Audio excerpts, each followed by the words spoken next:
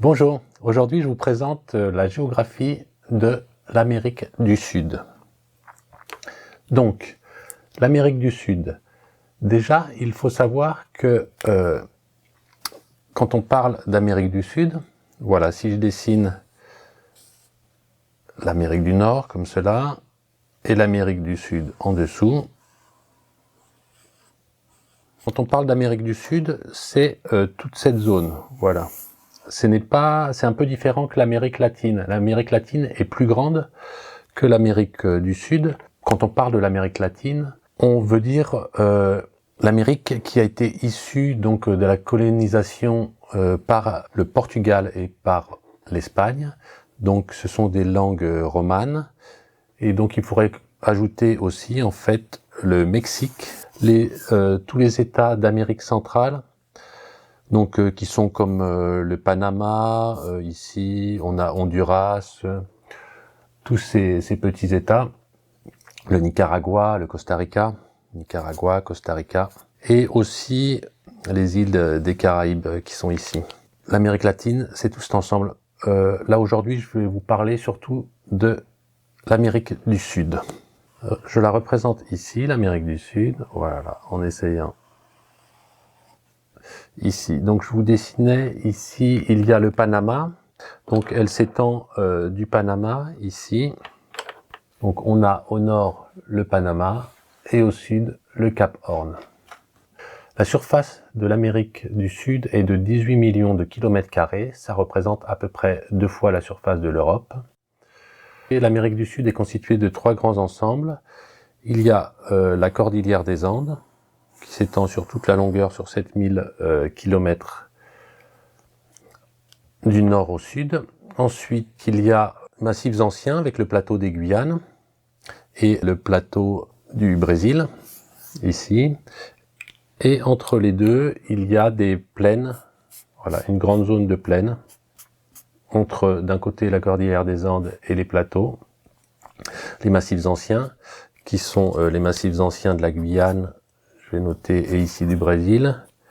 Et là, on a la grande cordillère des Andes.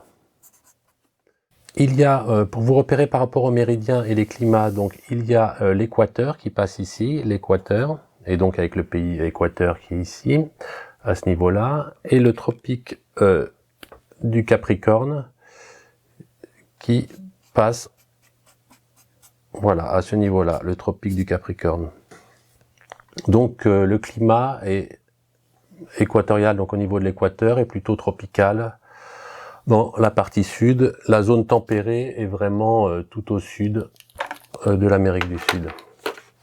Pour finir, je vais dresser la carte plus des États, la carte un peu politique, on pourrait dire, de l'Amérique du Sud. Le Brésil, surtout qui couvre la plus grande partie de l'Amérique du Sud, c'est le plus grand pays. On peut le définir comme ça. Donc ici, on a le Brésil. Un petit pays ici, l'Uruguay et l'Argentine. Uruguay, Argentine. Un pays tout en longueur, le Chili, au sud. Le Chili. Nous avons aussi la Bolivie en position centrale et le Paraguay, des États plus petits. Le Pérou ici, sur la côte, on va dire la côte ouest, parce qu'il ne faut pas oublier qu'ici on a l'océan Pacifique et là l'océan Atlantique. Donc le Pérou, l'équateur à ce niveau-là, donc comme on disait situé sur l'équateur, la Colombie et le Venezuela. Colombie, Venezuela, et ici les Guyanes, on peut dire que c'est les 3 Guyanes, avec le Guyana, le Suriname et la Guyane française, voilà. L'Amérique du Sud, on peut la définir en 4 sous-régions.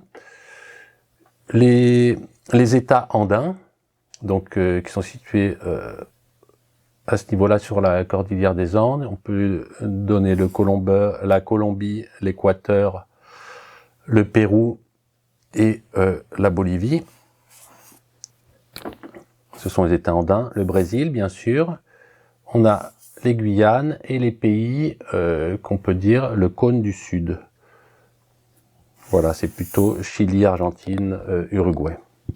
Pour finir, je voulais vous préciser donc les différentes les sous-régions. On peut diviser l'Amérique du Sud en sous-régions. Le Brésil qui occupe la plus grande partie, les Guyanes,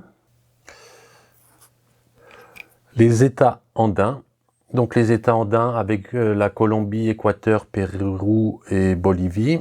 Ici, je vais les appeler États andins, dans cette zone-là.